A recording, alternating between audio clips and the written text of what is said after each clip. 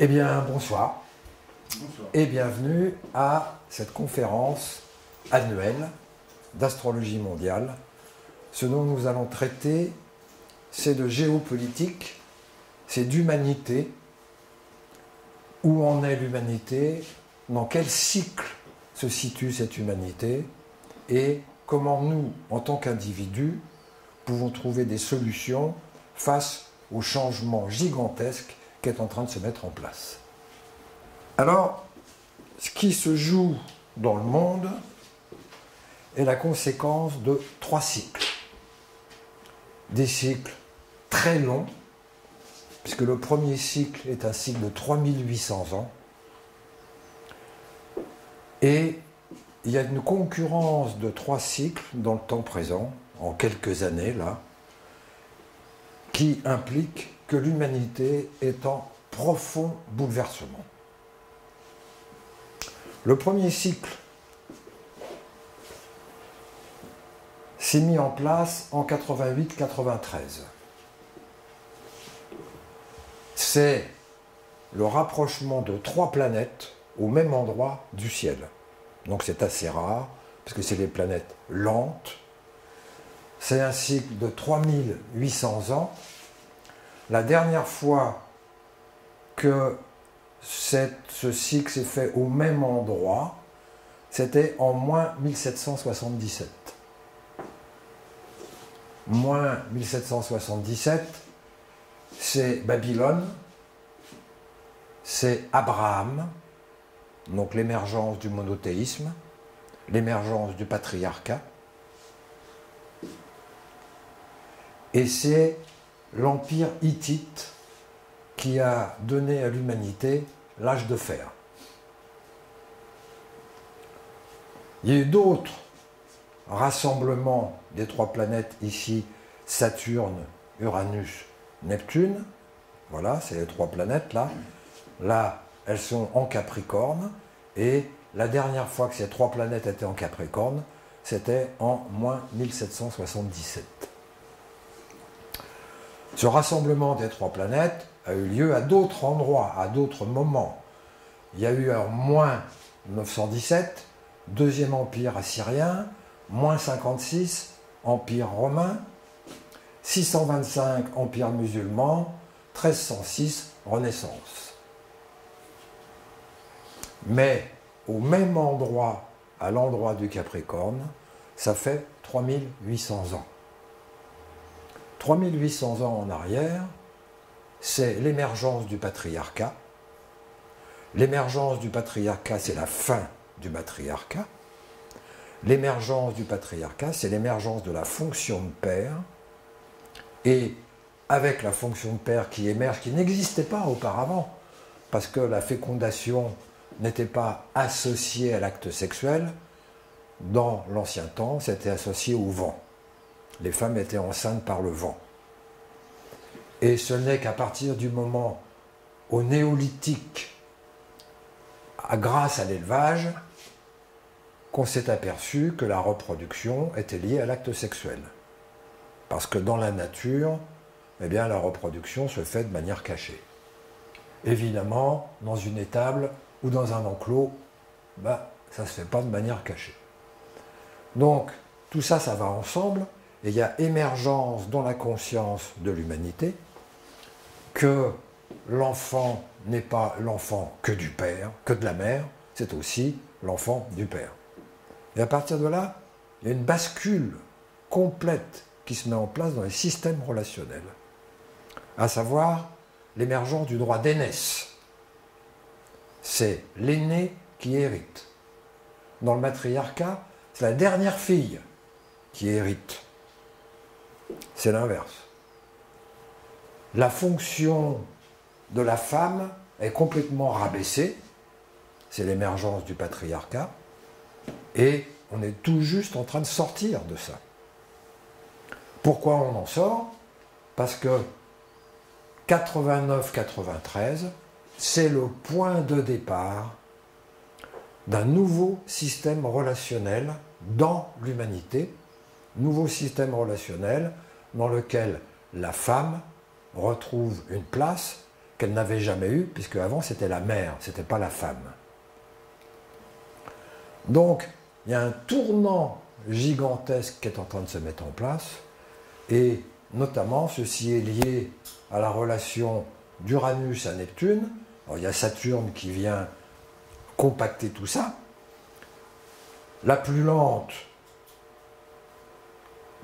c'est Neptune. Uranus est un peu plus rapide, et Saturne, lui, un peu plus rapide. Saturne fait un tour en 30 ans. Uranus fait un tour en 84 ans. Et Neptune fait un tour en 128 ans. Donc le temps que tout le monde revienne à la même place, eh bien, ça fait 3800 ans. Donc, en 89-93, chute du mur de Berlin, en 89-93 se jouent des profondeurs qui sont bien au-delà des aspects politiques, à savoir un changement de relation homme-femme. Jusque-là, c'était la fonction paternelle qui était dominante et la femme était soumise au père, c'était la fille, d'une certaine manière. Et c'est l'émergence du féminin qu'on verra avec tout le féminisme, avec MeToo, voilà. Comment le féminin, il a fallu du temps quand même, 89-93, ça fait quand même quelques années. Hein. Mais qu'est-ce que c'est que ces années par rapport à 3800 ans? C'est rien du tout, c'est le tout début de quelque chose. Donc, la première origine, c'est cette triple conjonction, ici, qui implique une mutation fondamentale des systèmes relationnels, et entre autres, chose qui passe très inaperçue, c'est un changement profond dans la famille. Jusque-là, les familles étaient monoparentales. Et c'était la norme. À l'heure actuelle, c'est fini. À l'école, eh bien, le monoparental a cédé la place aux familles recomposées. Autre changement qui est passé totalement inaperçu, c'est la possibilité pour l'enfant de garder le nom de la mère. Chose qui était inconcevable dans le patriarcat. Donc, on est au tout début d'une mutation extrêmement profonde, et donc il va y avoir plusieurs sous-étapes. Une étape Uranus-Neptune très lente, c'est pas pour le moment. Par contre, une étape Saturne-Uranus et une étape Saturne-Neptune. Alors comment ça se joue? Eh bien, les thématiques Saturne, Uranus, Neptune, rééquilibrage du masculin-féminin. On vient de le voir. Rééquilibrage individu-collectif. Ça, c'est pas gagné d'avance. Et on verra pourquoi. C'est lié au deuxième cycle. Sortie du patriarcat et nouveau paradigme social, c'est-à-dire que les hommes sont complètement largués dans les systèmes relationnels. La fonction de père est complètement évanescente. Et il va y avoir beaucoup de travail pour les psychothérapeutes à venir. Parce que la fonction de père étant complètement déficiente, et elle est déficiente parce que ce n'est plus le modèle culturel. Jusque-là, les hommes s'appuyaient sur un modèle culturel tranquille. On applique le modèle culturel, circuler, il n'y a rien à voir. Ben, c'est ce modèle culturel qui disparaît. Donc les hommes sont complètement paumés. Et, on vient de le voir, la femme prend place dans la société. Il a fallu des années quand même, hein, depuis 89-93, mais ça se met en place. Petit à petit, il y a l'équilibre homme-femme dans les gouvernements, dans les partis politiques. Il a fallu des années, hein, mais c'est en train de se mettre en place. Mais du coup, dans ce nouveau paradigme social, eh bien, on ne sait pas du tout encore à quoi ça va conduire. On est en train de mettre en place le tout début de ce changement social. Tout début, 3800 ans, ça représente du temps. Hein. Alors,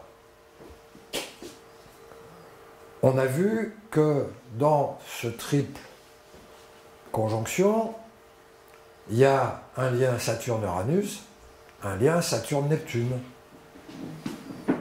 C'est-à-dire que, on revient en arrière, ici ils étaient au même endroit, dans le signe du Capricorne. À l'heure actuelle, Saturne est ici et Uranus est ici. Donc, ça veut dire que Uranus était ici, à la triple conjonction, il a fait tout ça. Et Saturne a fait un tour, et il est en train de rattraper Uranus. Alors, dans les cycles, il y a des moments de passage. Ces moments de passage, il y en a 4 fondamentaux. Il y a 1, la conjonction, c'est-à-dire quand les planètes sont au même endroit. 2, l'opposition, quand les planètes sont en face l'une de l'autre par rapport à la Terre. Et 3, les carrés, c'est-à-dire 90 degrés, il y a un écart de 90 degrés, voilà c'est le cas ici, entre les planètes. Les écarts de 90 degrés, c'est des tensions conflictuelles. Donc, ici, il y a une tension conflictuelle entre Saturne et Uranus. Uranus, c'est le renouveau. Uranus, c'est la pensée masculine.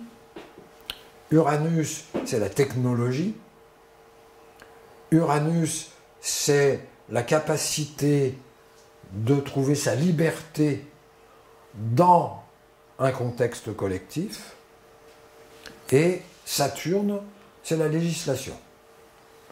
Donc, dans les rencontres entre Saturne et Uranus, eh bien, on va trouver toutes les questions d'indépendance, toutes les guerres d'indépendance, toutes les questions de technologie, d'émergence de technologie, toutes les questions de changement de manière de fonctionner de la société liées à la technologie. Et le carré décroissant de Saturne a commencé en février 2021. Qu'est-ce qui s'est passé? Rien. Deuxième étape, en juin 2021, qu'est-ce qui s'est passé? Rien. Dernière étape, décembre 2021. On y est. Dans les passages, comme ça, parce que dans le ciel, les planètes font des trucs bizarres. Elles avancent, elles reculent et elles avancent. Ça fait 3 passages. Quand dans les 2 premiers passages, il ne se passe rien, on voit ça pareil pour notre vie individuelle. Hein. C'est-à-dire que dans notre vie individuelle, il y a des moments où on ne rentre pas dans le changement, on bétonne, on ralentit, on se débrouille pour que les choses ne changent pas. Ben, en général, le 3e passage, là, l'inconscient, lui, se débrouille pour mettre en place du changement. Donc, février, rien, juin, rien, décembre 2021. Alors, regardons le passé.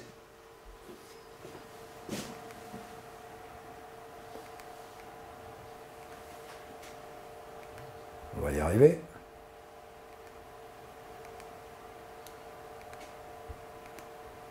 Voilà. 88, première conjonction, on l'a vu, Saturne-Uranus.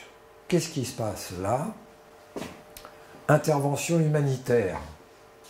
C'est la première fois à l'ONU que les pays membres de l'ONU ont le droit d'intervenir dans l'histoire d'un pays s'il y a des massacres. Donc, à l'ONU, il y a un vote qui se passe. Système monétaire européen, la loi bioéthique, l'émergence de Windows 2, fin de la guerre Iran-Irak, génocide kurde et krach boursier. Et on va voir krach boursier ici, krach boursier là, et nous, on est là, 2021. Quelle est la différence entre le carré ici et le carré là? Ici, c'est l'émergence au dehors. Ici, c'est la nécessité d'aller à l'intérieur. Et si on ne va pas à l'intérieur, c'est l'intérieur qui remonte à la surface.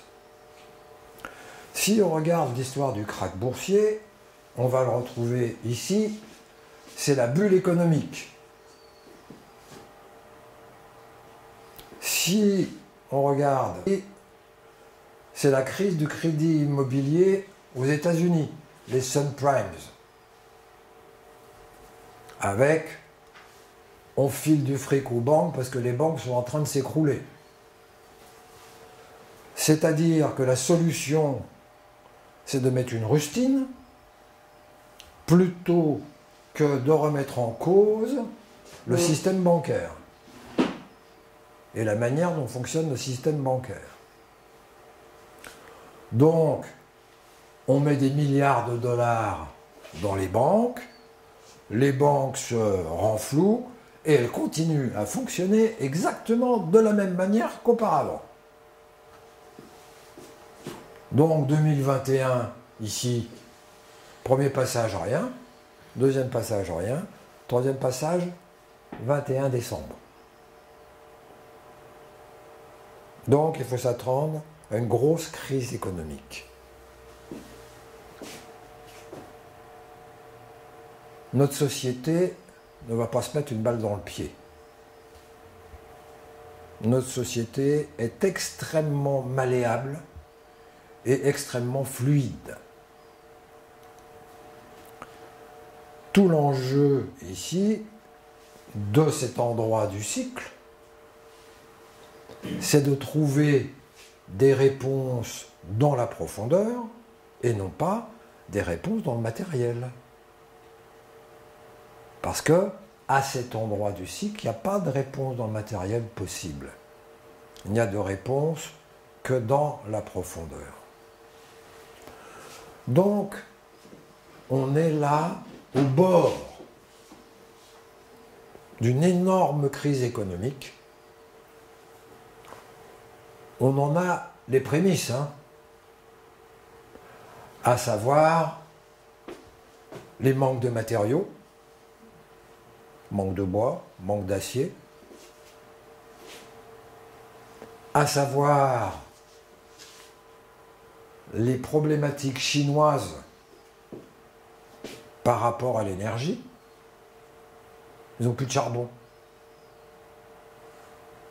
plus d'électricité, donc les usines s'arrêtent, et les usines, elles fabriquent tout ce qu'on consomme. Donc il y a une convergence là de situations économiques, plus, puisque c'est Saturne-Uranus, toutes les questions de révolte des pays. On voit l'Ukraine en ce moment-ci, il y a toute la question de Formose, voilà. On est là dans un temps où il y a des tensions internationales absolument gigantesques qui sont liées à ce qui se joue ici. Ce qui se joue ici, c'est lié à ce qui se joue ici. Et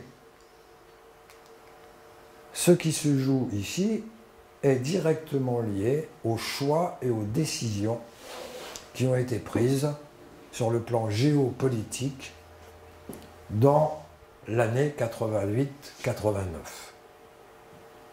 Donc 88-89, eh bien, c'est là le même endroit. Saturne et Uranus sont au même endroit, mais en plus, ils vont passer sur Neptune jusqu'en 93. Donc on est à un tournant extrêmement important sur le plan sociétal, à savoir la révolte, à savoir le désaccord des individus avec le système, à savoir tout ce qui est individuel. Quand on regarde les thèmes du sous-cycle Saturne-Uranus, crise économique,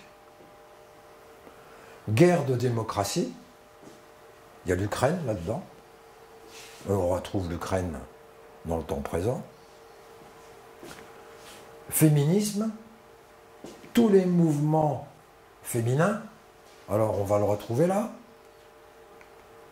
l'émergence des chaînes de garde, au carré, croissant.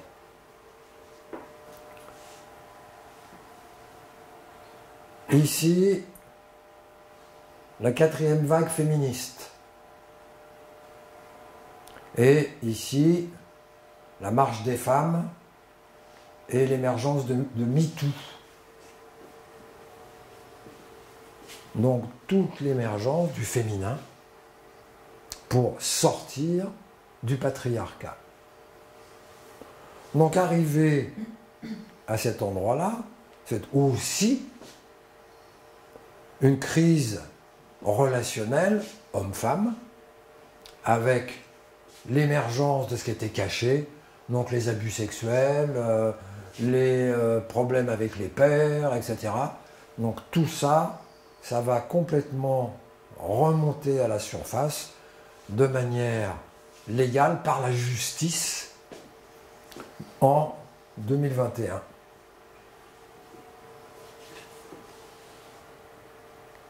Alors nous, en tant qu'individus, en quoi on est concerné là-dedans? D'abord, on est concerné en tant qu'homme par la relation à la femme.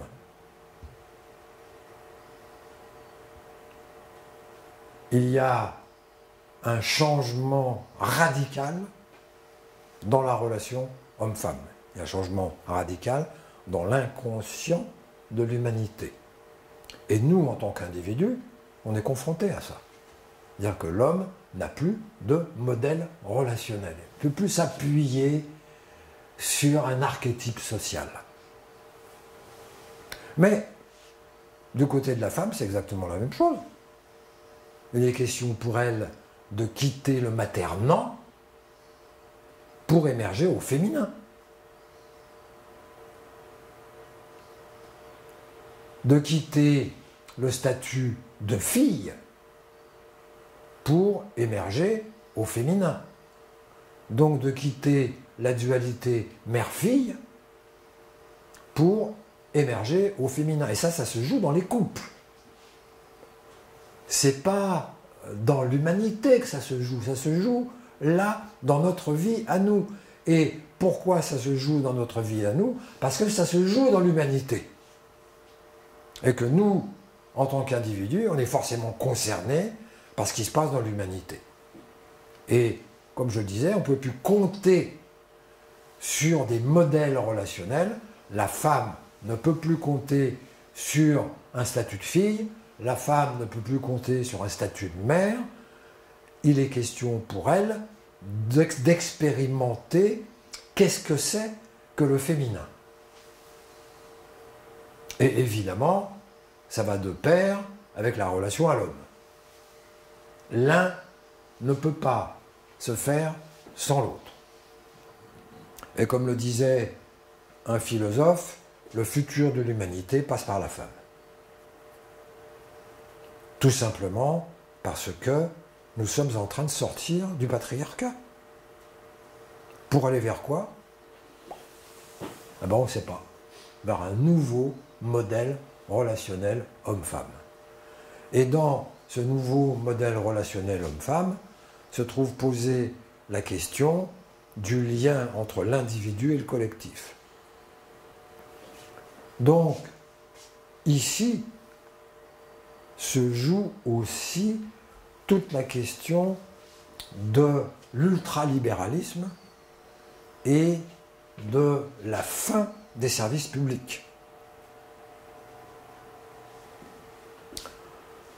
Et le moins qu'on puisse dire, c'est que pour l'instant, on n'a pas trouvé de modèle qui est capable de réintégrer la différence individuelle dans le système collectif. C'est à créer. C'est ce qui est en train de se jouer. Ça se joue dans notre vie à nous. Ça se joue sur le plan géopolitique.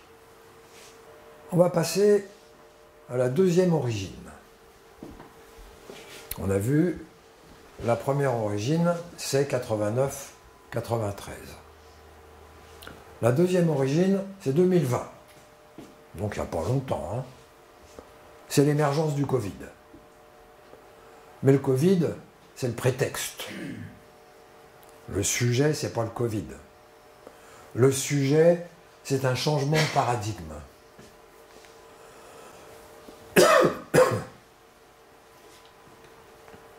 Nous sommes dans l'émergence de la société numérique. C'est quoi la société numérique? Eh bien, c'est la disparition de l'individu. Autant avec Uranus, c'était la mise en avant de l'individu, autant ici, avec ce cycle, c'est exactement l'inverse. Les individus sont des objets numériques. Et un objet numérique, il a deux caractéristiques. Un, il a des caractéristiques personnelles, et deux, une fonction. Point barre. Et tout ça, c'est dans le big data. C'est-à-dire, dans les ordinateurs, tout est interconnecté. Et en France, en tout cas, cette interconnexion, elle est faite grâce au numéro de sécu. C'est-à-dire que quelqu'un qui est connecté sur le big data, il connaît tout de vous. Absolument tout. C'est-à-dire qu'est-ce que vous avez acheté la semaine dernière? Où est-ce que vous avez déjeuné? Tout est interconnecté et mis dans des petites cases. C'est ce que j'appelle la société des petites cases.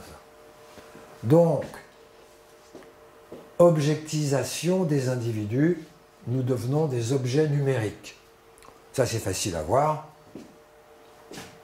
Vous essayez de trouver quelqu'un au téléphone,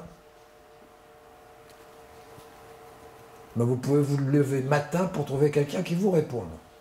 Vous trouvez un robot qui vous répond, appuyez sur la touche 1, appuyez sur la touche 3, et quand ce que vous cherchez n'existe pas dans les propositions, hop, ça coupe.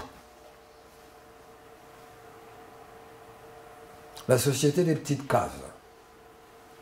C'est-à-dire que si, en tant qu'individu, on ne rentre pas dans une case, eh bien, on n'existe pas pour le système. Objet numérique. Contrôle de la population par des décisions occultes. Bon, ça, c'est pas bien compliqué à voir en France. À savoir, les conseils de défense, c'est secret défense pour 20 ans, de ce qui s'est dit dedans. Personne ne peut savoir d'où viennent les décisions. C'est secret défense.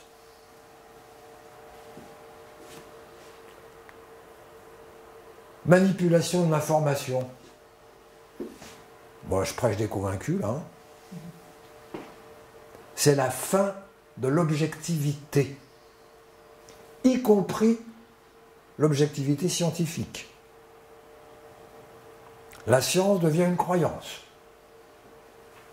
Selon la croyance du scientifique, eh bien, il va donner une réponse, et la croyance de l'autre scientifique, il va donner une autre réponse.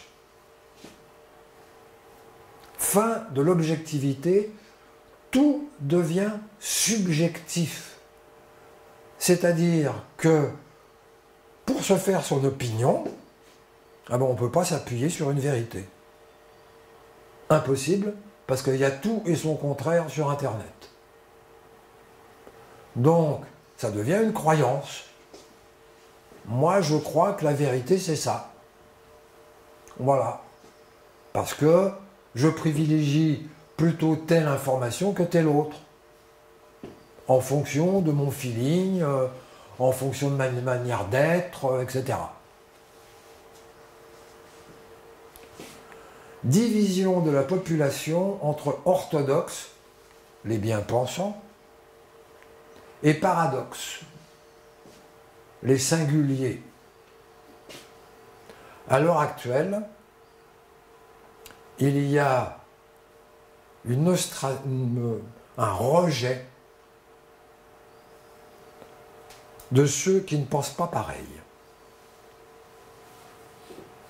Et un rejet violent. C'est-à-dire qu'il y a la définition d'une vérité culturelle, et ceux qui n'adhèrent pas à cette vérité culturelle n'ont pas le droit à la parole. C'est-à-dire que on ne va pas les empêcher de dire leur opinion, on va les empêcher d'accéder aux médias.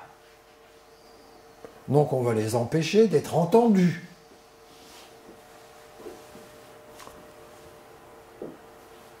Tout bien, tout honneur, hein. C'est-à-dire qu'on n'interdit pas aux individus de dire leur vérité, sauf qu'ils n'ont pas accès à la possibilité de dire leur vérité. Si cette vérité va à l'encontre de l'orthodoxie.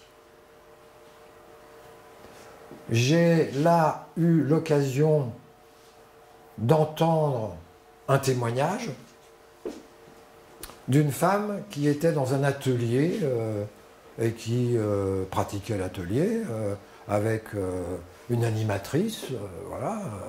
L'animatrice, elle est vaccinée, et dans cet atelier, on en vient à parler vaccination.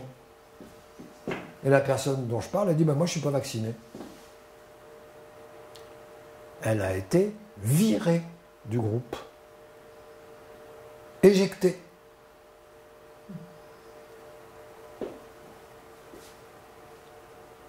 Exactement de la même manière que ceux qui ne sont pas vaccinés sont virés de la culture. C'est en train de se passer sous nos yeux. Cette division, c'est énorme, cette division. Et cette division, c'est la fonction de Pluton. Fin de la démocratie. Terminée la démocratie. Les clowns ne sont plus crédibles.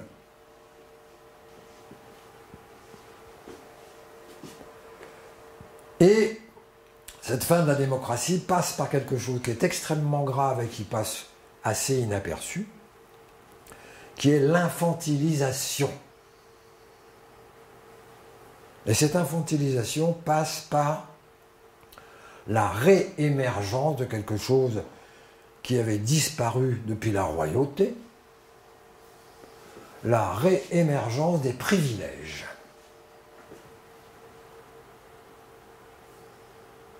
Vous avez le pass, mais vous avez le privilège d'avoir accès à la culture. C'est énorme, ça. C'est-à-dire qu'on passe de l'état de droit, où tout le monde a le droit à la même chose, à un état de privilégié. Et le privilège, évidemment, on le paye de notre intégrité. Si j'accepte de perdre mon intégrité, j'ai un privilège. Et cette intégrité, elle vient d'où? Eh bien, elle vient du fait qu'on vous arrache votre consentement. C'est ça qui est vicieux dans le système. C'est-à-dire que pour pouvoir être vacciné, il faut notre consentement. Donc, il y a des vaccins qui sont obligatoires. Tout le monde trouve ça normal. Mais là, le vaccin n'est pas obligatoire. Mais, si vous ne faites pas vacciner, vous n'avez pas le privilège.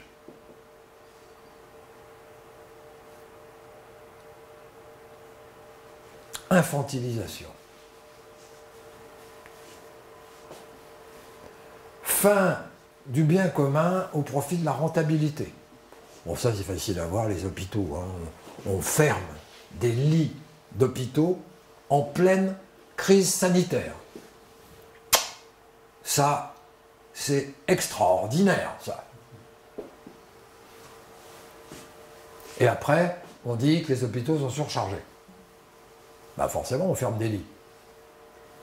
Non seulement on ferme des lits, mais on a donné des milliards et des centaines de milliards aux entreprises et pas un rond aux hôpitaux, ni aux médecins, ni aux infirmières, ni aux personnes qui sont dans le milieu hospitalier.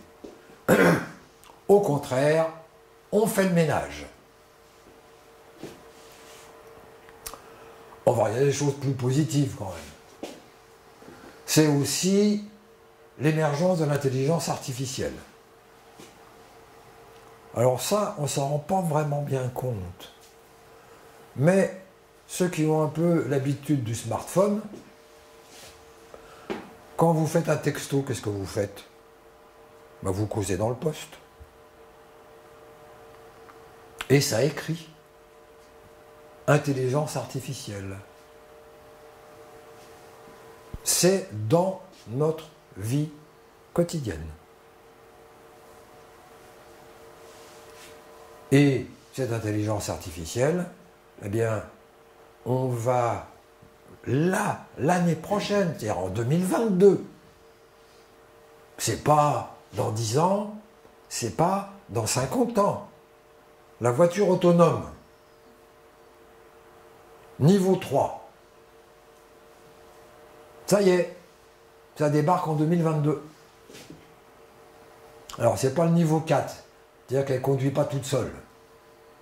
Mais le niveau 3, c'est, elle prend des décisions et il faut que vous soyez là, attentif au volant. Niveau 4, vous n'avez plus besoin d'être attentif au volant. Mais par exemple, niveau 3, vous êtes sur une autoroute, votre voiture, elle conduit toute seule, elle change de fil, elle suit les autres, elle double quand c'est nécessaire de doubler. Pas de problème, c'est pas vous qui décidez, c'est l'intelligence artificielle qui décide. Il y a 3 constructeurs qui sont sur les rangs pour 2022. Alors évidemment, ça va être bonbon au début, hein. Mais on y est. On y est. Donc intelligence artificielle, robotisation domestique. Il commence à y avoir des robots qui manipulent des objets. Par exemple, mettre l'assiette dans le lave-vaisselle. Donc le robot, il est haut comme ça, il a une pince, il va choper l'assiette, il va la mettre dans le lave-vaisselle. Ça va se vendre comme des petits pains. Génétique, évidemment. On l'a vu avec les vaccins. Mais c'était là déjà bien avant. Hein. Mais c'est la conséquence de toute la recherche génétique. Et enfin, quelque chose d'absolument extraordinaire qui commence là, en 2021, là, maintenant, et qui est prévu pendant les 5 ans à venir, le métaverse. Qui a entendu parler du métaverse? Le nom, j'ai entendu, je ne suis pas capable de le définir. Facebook a décidé d'investir 10 milliards de dollars avec une embauche de 10 000 personnes en Europe. Et Facebook, ce n'est qu'un des GAFA, hein, pour générer un univers virtuel, interactif. C'est-à-dire sur Facebook, vous voyez la liste de vos amis et vous voyez ceux qui sont connectés et ceux qui ne sont pas connectés. D'accord? Ceux qui sont connectés, allons-y, on chatte, on parle, etc. Ils répondent, etc. Il y a des milliards de connexions par jour. Eh bien, il est question de mettre ces connexions dans un univers virtuel. C'est quoi un univers virtuel? C'est un univers dans lequel vous êtes représenté par un représentant, genre cartoon, et vous pourrez acheter vos représentants. Alors, plus ils seront chers, plus ça sera sophistiqué, plus il va vous ressembler. Et dans cet univers virtuel, ça s'appelle des avatars, ces représentants. Dans cet univers virtuel, les avatars vont pouvoir parler entre eux. Non seulement les avatars vont pouvoir parler entre eux, mais les avatars vont pouvoir taper sur un ordinateur virtuel, avec un clavier virtuel. C'est-à-dire que dans le métaverse, vous faites apparaître un clavier, donc l'avatar, il tape sur le clavier, et c'est comme si vous aviez un ordinateur. Et donc, vous prenez des décisions, vous achetez, vous vendez, il suffit de cliquer sur une icône virtuelle. Bon, on est prêt à ça. Comment vous faites pour acheter sur Internet? Bah, vous prenez votre smartphone et puis vous tapez votre code. Hein. Eh bien, imaginez un univers qui n'existe pas, mais un univers efficient. C'est-à-dire où des décisions peuvent être prises, où des rencontres se font, où il y a des exposés qui vont pouvoir se faire sur des paperboards virtuels,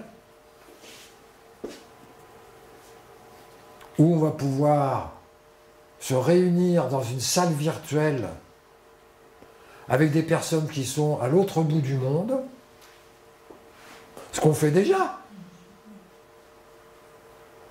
par Zoom, etc.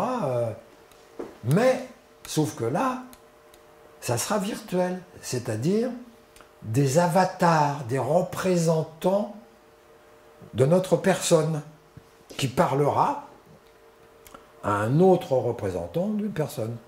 C'est-à-dire que vous avez un casque de réalité virtuelle qui va d'ailleurs dans les 5 ans disparaître, qui vont être remplacés par des lunettes. C'est dans les cartons. C'est-à-dire que dans les cartons, dans les 5 ans à venir, il n'y a plus de smartphone.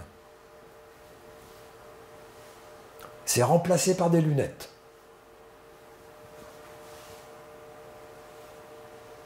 Où on entend par les branches, où ici, eh bien, il y a des micros, et voilà.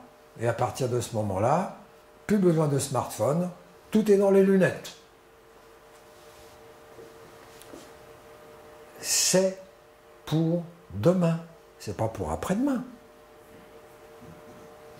Notre vie est en train d'être complètement bousculée par la technologie, par l'intelligence artificielle et par toute l'émergence du monde virtuel. Ça, c'est en train de se mettre en place. 10 milliards pour une seule entreprise. Vous imaginez bien que si Facebook investit 10 milliards, les autres, ils vont en investir 20 pour être les premiers à proposer ce métaverse. Parce que là, il y a du fric à se faire. Hein.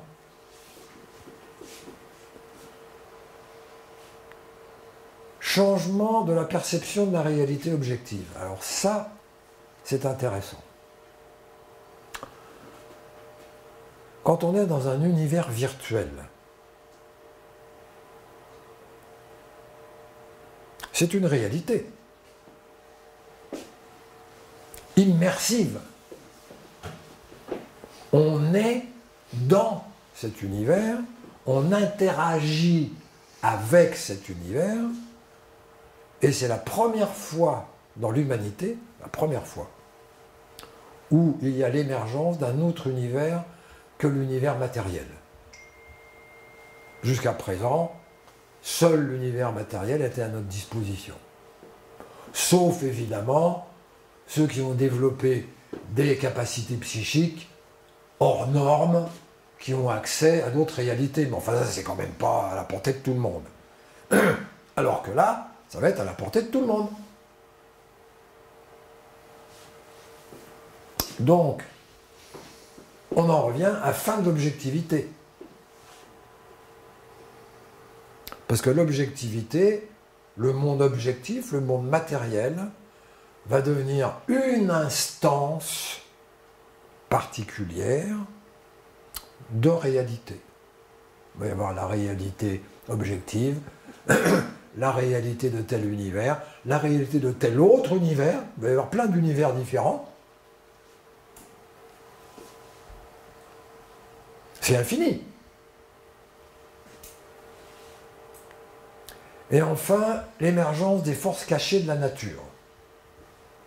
Pluton, c'est la révélation de ce qui est caché. Les forces cachées de la nature, c'est quoi? Les tremblements de terre. Les forces cachées de la nature, c'est les virus. Les forces cachées de la nature, c'est les typhons. C'est à la mode, en ce moment-ci. À savoir, si le chemin de conscience ne se fait pas dans l'humanité, c'est la Terre qui va réagir.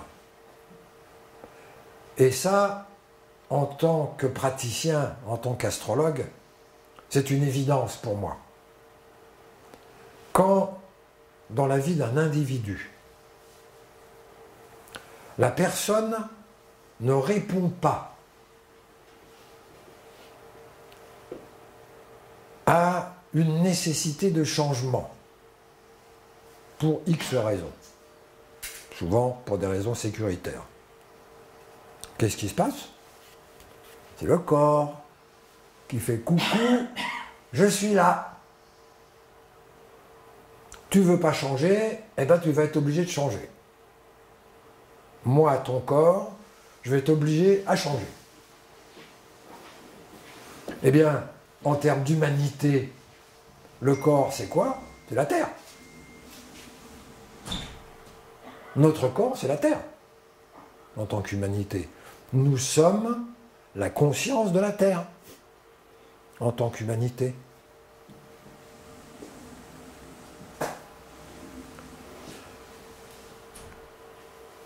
Alors, dans ce cycle Jupiter-Saturne-Pluton, eh bien, il y a des sous-cycles, et notamment des cycles Jupiter-Pluton, ici, Jupiter et Pluton, et évidemment Saturne-Pluton. Si on regarde Jupiter-Pluton, eh bien, l'année 2021 va être marquée par des relations Jupiter-Pluton. Alors Jupiter, c'est l'expansion. Pluton, c'est le caché. Donc l'expansion de ce qui est caché. Donc, l'expansion du big data, l'expansion du contrôle des populations, de tout ce qu'on a vu précédemment, les cycles de Jupiter à Pluton donnent de l'amplitude, donnent à voir, donnent du quantitatif. Et donc l'année 2021 et surtout 2022 est tout à fait marquée ici. Donc par des étapes de mise en évidence, de développement de ce qui s'est joué à la conjonction. Et ce qui s'est joué à la conjonction, ça passe par le Covid. Le Covid, c'est le prétexte. La vaccination, c'est le prétexte. S'il n'y avait pas eu le Covid, il y aurait eu quoi? Le terrorisme. On aurait été dans la même situation. D'avoir un pass obligatoire. On aurait été exactement dans la même situation. Le Covid, c'est l'occasion de mettre en place cette numérisation, ce changement sociétal. Et donc, dans le cycle de Jupiter à Pluton, eh bien, il y a toute cette amplification de ces mises en place de contrôle de la population. On voit ça très bien en Chine. Ben, c'est en train de se mettre en place tout doucement, tranquillou, en Europe. Par exemple, en Espagne, le pass n'était pas obligatoire, et ben, il y a eu un vote qui a rendu le pass obligatoire. Voilà, il n'y a pas longtemps. Là. Donc on n'est pas les seuls Français. Dans tous les pays de l'Europe, il y a cette mise en place de contrôle numérique. Je vous le dis tout de suite, la question, c'est pas le vaccin. La question, c'est pas le Covid.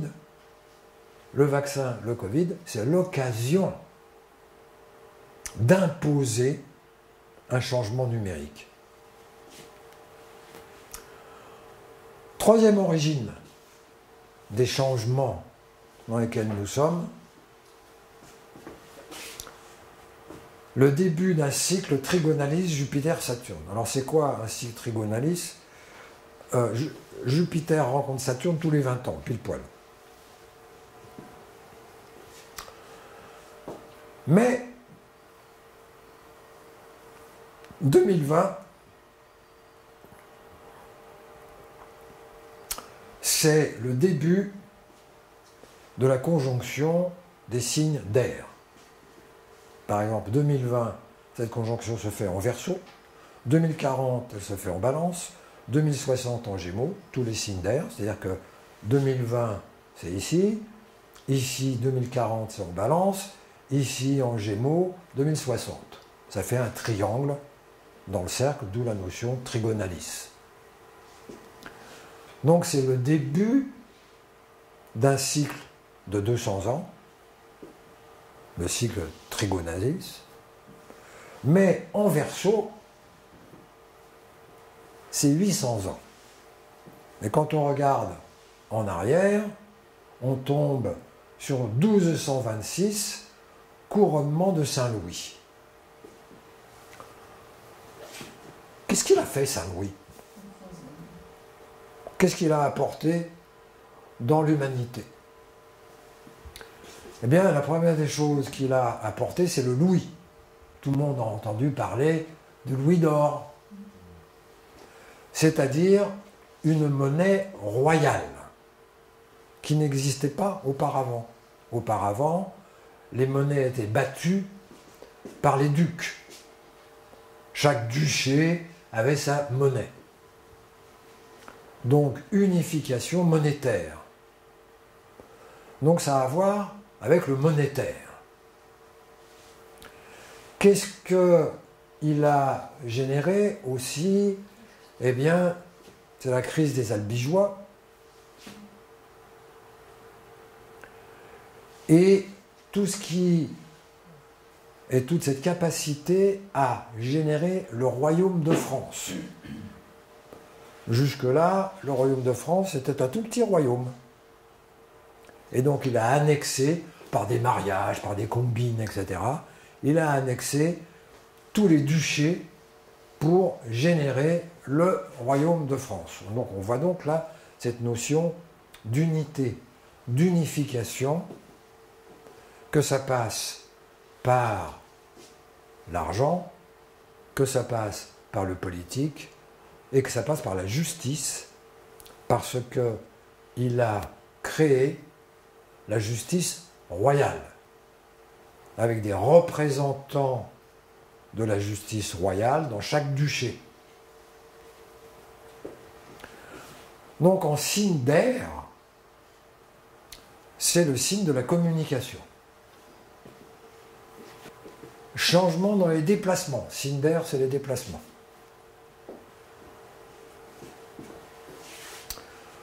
Véhicule autonome, du jamais vu. C'est-à-dire que vous avez vos lunettes là, vous clignez de l'œil et hop, vous appelez une voiture qui vient se garer là où vous êtes. Vous montez dans la voiture, elle vous emmène là où vous décidez et vous payez d'un clignement de l'œil. Mais évidemment aussi l'espace. On est en pleine expansion spatiale. Alors Mars, faut pas rêver, mais la Lune, par contre, là il y a du sérieux là. C'est la course à la Lune entre les États-Unis et la Chine. La Chine s'est posée sur la face obscure de la Lune, ce que les Américains n'ont jamais réussi à faire. Et ils ont comme objectif d'installer des bases lunaires permanentes. Pourquoi? Parce que pour aller dans l'espace, il faut une quantité d'énergie absolument phénoménale pour quitter la Terre, à cause du puits gravitationnel. La Lune, la gravité est infiniment moindre. Donc, le coût pour aller dans l'espace est infiniment moindre, tout simplement. Et ils ont trouvé un moyen de transformer le régolithe lunaire, c'est-à-dire les pierres sur le sol, en oxygène. Bon, il faut beaucoup d'énergie, donc ils ont prévu d'envoyer des piles atomiques sur la Lune, qui fourniront l'énergie. Ça, c'est pour demain. Et ce qui est pour demain aussi, c'est les stations spatiales privées. Privées par des entreprises. Pour l'instant, les stations spatiales, c'est national, pour l'instant.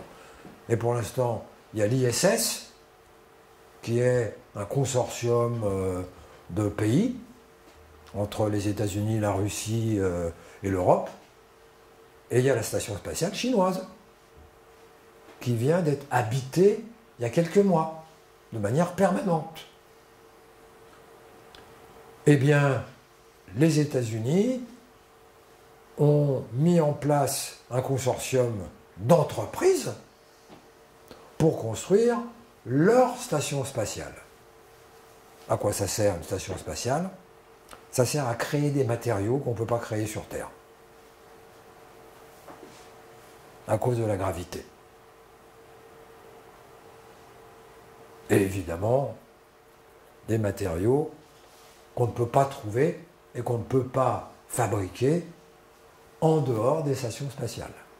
Donc, il y a des petits malins, des gros riches, qui ont investi dans créer, construire une station spatiale privée. C'est en cours. Communication. Révolution de la communication.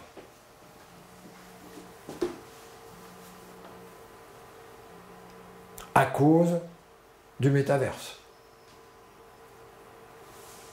C'est-à-dire qu'on n'est plus limité par l'espace dans le métaverse. banque, révolution de la monnaie, par le Bitcoin ou des clones du Bitcoin qui échappent aux banques, et par l'émergence du NFT. Qui a entendu parler du NFT? Nouveau concept, complètement barjot, qui consacre l'importance du singulier, comme le Bitcoin d'ailleurs. C'est-à-dire qu'on en arrive à valoriser ce qui est singulier. Par exemple,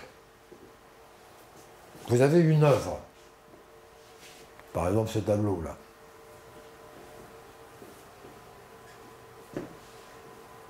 N'importe qui peut prendre une photo du tableau et se dire « Ah ben c'est moi qui ai fait le tableau ». Pas un problème, la photo circule sur les réseaux, etc. Eh bien, il y a un nouveau système qui va associer un objet à un indicateur unique.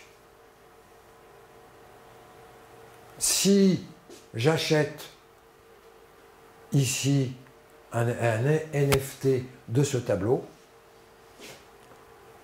l'image de ce tableau va être associée à quelque chose d'unique qui sera irreproductible, impossible à reproduire, qui va garantir que cette image est unique.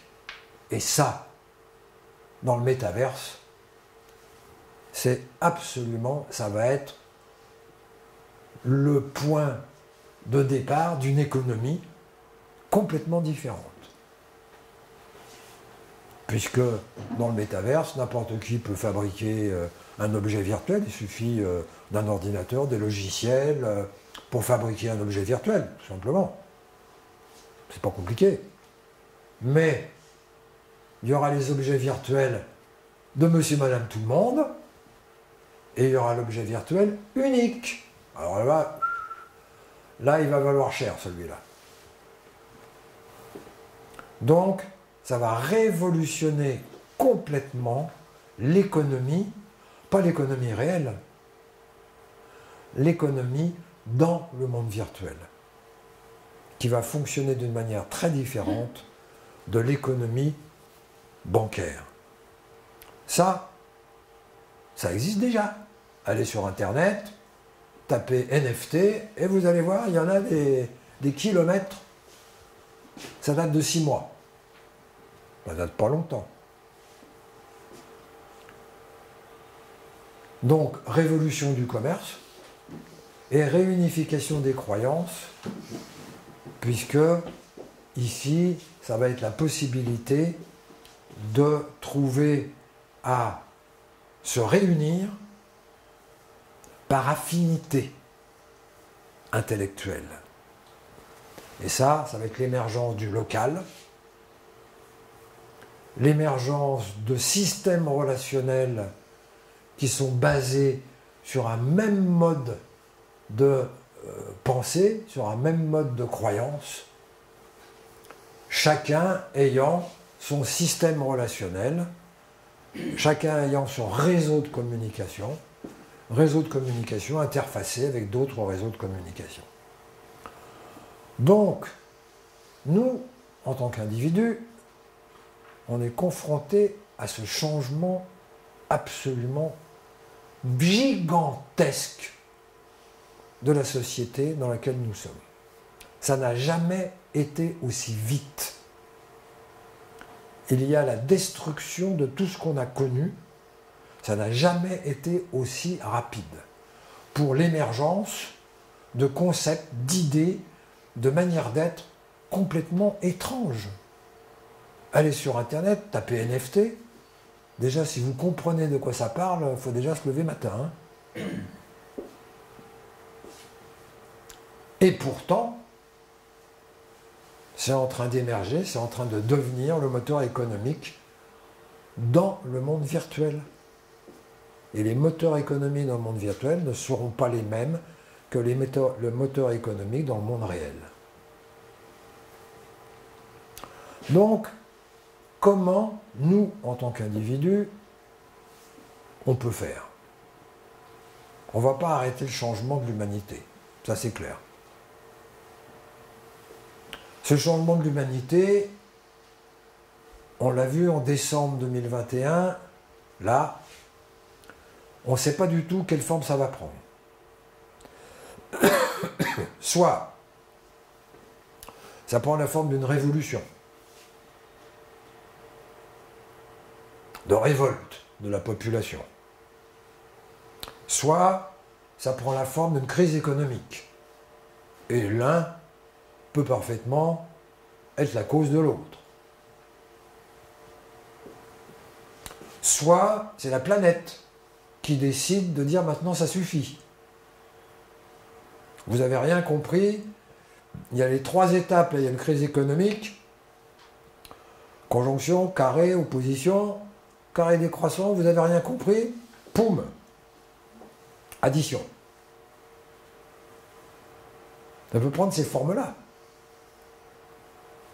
en fonction de la conscience de l'humanité. Alors voilà, la conscience de l'humanité, c'est quoi? C'est notre conscience à nous. C'est la somme de nos consciences à nous. Si, à l'opposition, si la crise des subprimes et l'écroulement des banques n'ont pas suffi à alerter, et c'est ce qui s'est passé, que le système est pourri, ça veut dire que la conscience de l'humanité n'a pas fait le chemin. On apporte des réponses matérielles, on fournit de l'argent aux banques, qu'est-ce que ça change? Rien. Rien du tout. Ok, ça change rien. En tant qu'astrologue, je sais exactement ce qui se joue pour un individu qui est dans ce type de situation. Un individu dans ce type de situation, soit les événements l'obligent à bouger et la personne, elle y va. Bon, pas facile parce qu'il y avait 3 étapes auparavant, j'ai pas bougé. Mais bon, tout est possible. Soit la personne continue à pas bouger. Tout est possible, ça. Et là, si au 3e passage, elle ne bouge pas, c'est le corps, 1 an après, qui va bouger. Ça marche à tous les coups. Eh bien, pour l'humanité, ça va être la même chose. Donc nous, qu'est-ce que ça nous convoque? Nous, ça nous convoque dans est-ce que mes systèmes relationnels sont clairs? Est-ce que je dis ce qui me convient, ce qui ne me convient pas? Est-ce que je pose mes limites? Oui. Eh bien, pour moi, ça se passe bien. Bon, c'est une crise. Mais cette crise, elle débouche sur du positif. Non. Ouh, la situation ne s'arrange pas. Hein. Je me retrouve coincé dans des systèmes relationnels dans lesquels je n'arrive pas à sortir. Combien de fois moi j'ai vu ça? La personne qui me dit, ben oui, mais je peux pas me libérer parce que j'habite chez mes parents. La personne a 40 ans.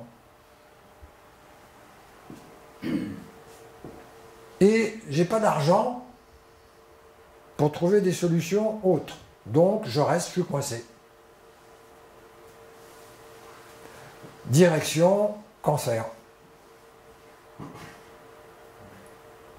Pluton égale Cancer.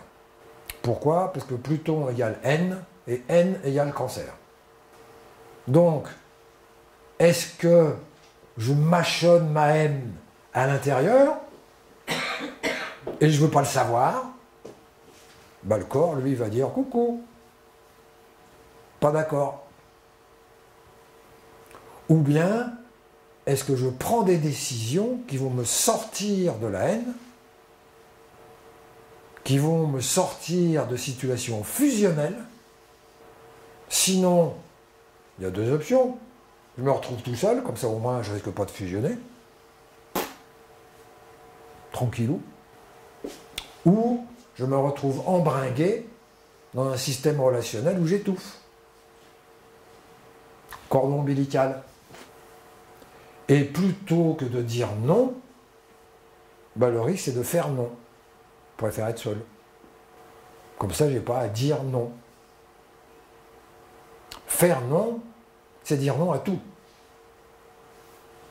Dire non, c'est dire non à quelque chose de particulier, à un moment particulier, à quelqu'un de particulier. C'est-à-dire faire face avec ma parole. Ça, c'est à ma portée. Face à l'hypocrisie extérieure, face à l'illusion collective dans laquelle nous sommes, qu'est-ce qu'on peut faire? Dire notre vérité.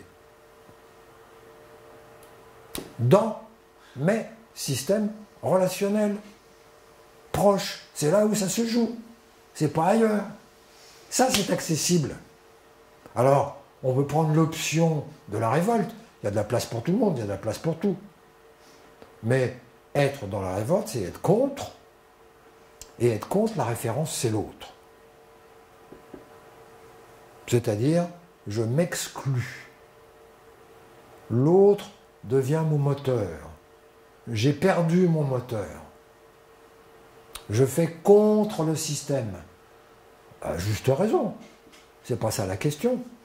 La question est, est-ce que je suis avec moi quand je suis contre? Ou est-ce que mon moteur, c'est l'autre? Ou est-ce que mon moteur, c'est la décision que prend l'autre? Ou est-ce que mon moteur, c'est la manière d'être de l'autre qui ne me convient pas? Plutôt que de me poser la question, qu'est-ce qui me convient à moi? Et de vivre ce qui me convient. L'autre, il vit ce qu'il vit. Mais si je suis contre, je réagis, c'est insupportable. Parce que ma référence, c'est l'autre.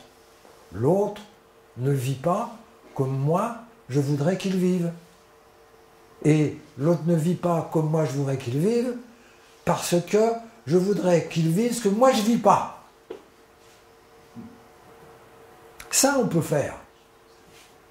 Face à un système corrompu, face à un système pourri, qu'on ne va pas changer, parce que la société numérique, elle est là. Qu'on le veuille, qu'on ne le veuille pas, on est dedans. On est dedans. On est tracé. Que ça nous plaise, que ça ne nous plaise pas. À moins que vous soyez resté avec votre téléphone à cadran. Là, vous n'êtes pas suivi. Mais pour tout le reste, vous êtes suivi. Hein. On est dedans. Mais quelle importance à partir du moment où je vis ma vie à moi?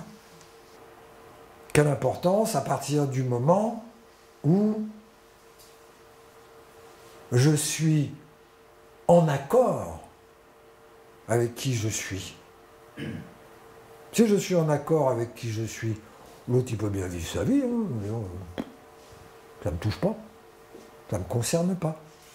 Alors ça me concerne dans la mesure où je fais partie d'une société, mais ce que je dis souvent, l'enjeu, c'est pas d'être comme ça, là on est contre, l'enjeu, c'est pas d'être comme ça, là on est pour, l'enjeu c'est d'être comme ça, à la perpendiculaire. Avec le minimum d'interface, incontournable, forcément, on fait partie d'une société, il y a des interfaces incontournables. Mais ok, je ne peux pas faire autrement, je l'accepte. J'accepte que la société fonctionne de cette manière-là. Mais c'est pas parce qu'elle fonctionne de cette manière-là que moi, je dois vivre conforme, je dois être conforme à ce qu'attendent les autres. Je suis conforme à qui je suis. Ça, on peut faire. Et plus nous serons nombreux à mettre en place ce type de conscience, plus l'humanité va évoluer, parce que nous, on fait partie de l'humanité. On ne peut pas s'exclure. Si la société fonctionne telle qu'elle fonctionne, c'est qu'il y a un endroit de moi qui est d'accord. Hein. L'idée, c'est d'aller à la rencontre de cet endroit de moi où je suis d'accord. C'est quand même confort, l'orthodoxie. C'est super confortable. Et pourquoi pas? Pourquoi ne pas être confortable? C'est pas le sujet. Le sujet, c'est est-ce que j'ai vendu mon âme pour ce confort? C'est ça le sujet. Est-ce que je suis resté intègre? Est-ce que je suis resté avec qui je suis à l'intérieur du système? Et alors, on fait partie du système, on ne va pas changer le système. Hein. Mais on peut se changer soi. On peut quitter la haine. On peut quitter la révolte. Facile à dire, moins facile à mettre en œuvre. Mais voilà. C'est le défi dans lequel nous sommes. Le monde change, on l'a vu, c'est des très grands cycles. La société est en pleine mutation. Ce qu'on a connu est en train de disparaître complètement et très très vite. C'est un fait. Alors, comment nous menons notre vie? Voilà. Eh bien, je vais arrêter là.